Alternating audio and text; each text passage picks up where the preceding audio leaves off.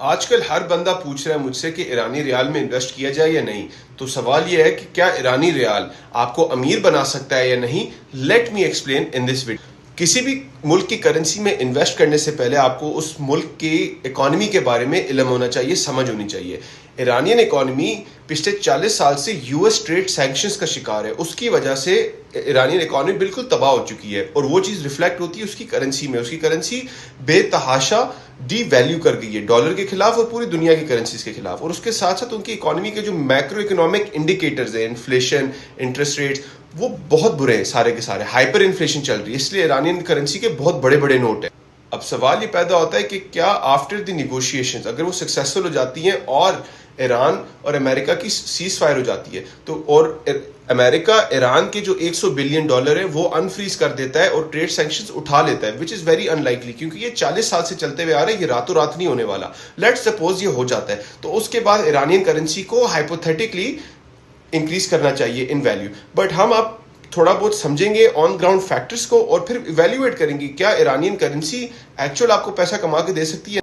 Iranian currency Pakistan में unregulated market में बिक रही है। उसके साथ साथ ईरानियन इकोनॉमी और ईरानियन करेंसी इस टाइम पे एक वॉर और सैंक्शनड करेंसी है जिसका कोई प्रॉपर मैकेनिज्म नहीं है फॉर बाइंग एंड सेलिंग।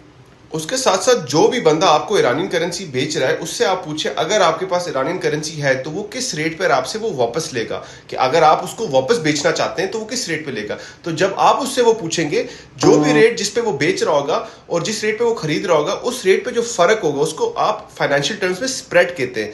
वो जो स्प्रेड है वो इस टाइम पे मार्केट पे 2000 से 2500 रुपए 2500 रुपीज का स्प्रेड चल रहा है, डिफरेंस चल रहा है बिटवीन बाइंग एंड सेलिंग।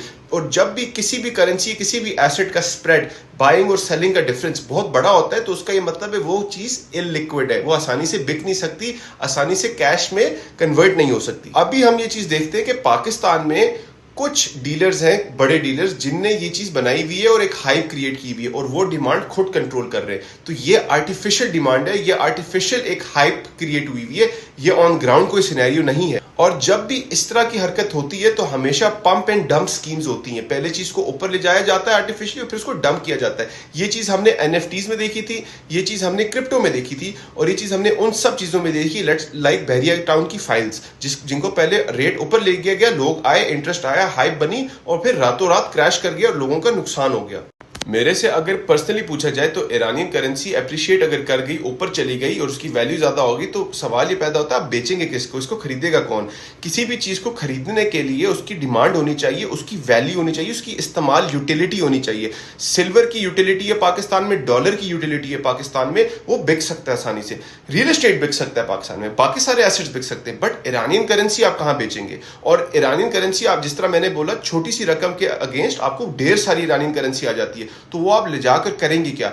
मेरे हिसाब से अगर मुझसे पूछा जाए personally I don't think this is a good investment. और ये एक हाइप है, जिन लोगों के पास पड़ी हुई थी वो अपना माल बेच रहे हैं लोगों को हायर रेट्स पे और उस पर प्रॉफिट कमा रहे हैं। और इस पूरी डील पे सिर्फ प्रॉफिट कौन कमाएगा, वो डीलर जो आपको ईरानियन करेंसी बेच रहा है। ये पैदा होता है कि अगर आपके पास पैसे हैं और आप इन्वेस्ट करना चाहते हैं तो आप किस सेफ वेन्यू पे इन्वेस्ट करें जहां आप जब बेचने जाएं आराम से बिक जाए और आपके साथ स्कैम या फ्रॉड और पंप एंड डंप ना हो।